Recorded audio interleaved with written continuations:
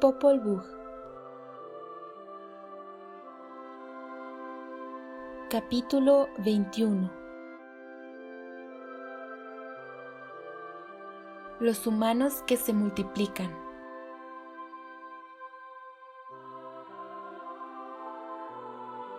Luego se formaron las mujeres que llegaron a ser las esposas de los hombres por el corazón del cielo y el corazón de la tierra. Cuando se despertaron, los hombres se alegraron al ver a sus compañeras.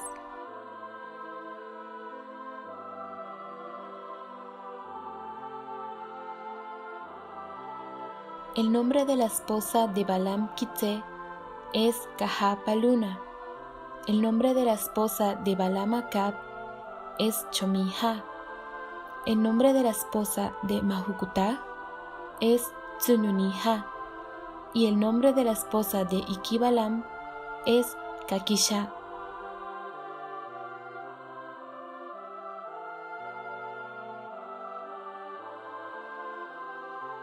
Las esposas dieron a luz a sus hijos, y se multiplicaron los descendientes. Ellas fueron madres, son las madres de adoradores y sacrificadores.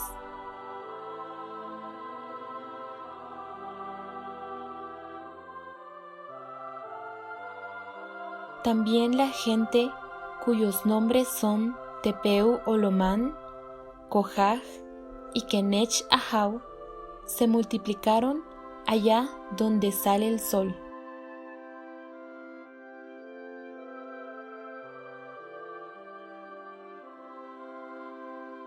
Los de Tamub y Locab, Caubiquib, Nimha-Ibab y Ahau-Quiché también se multiplicaron y vivieron allá.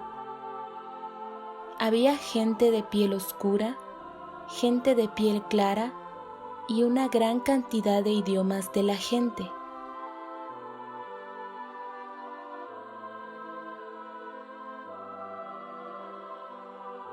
Todavía no había nacido el sol ni la luz, y el mundo estaba oscuro.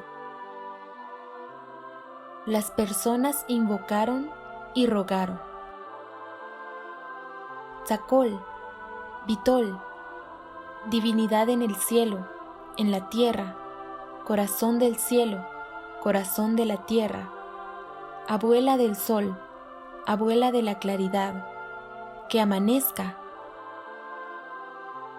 Todos esperaron el lucero de la mañana llamado Icocij y la salida del sol.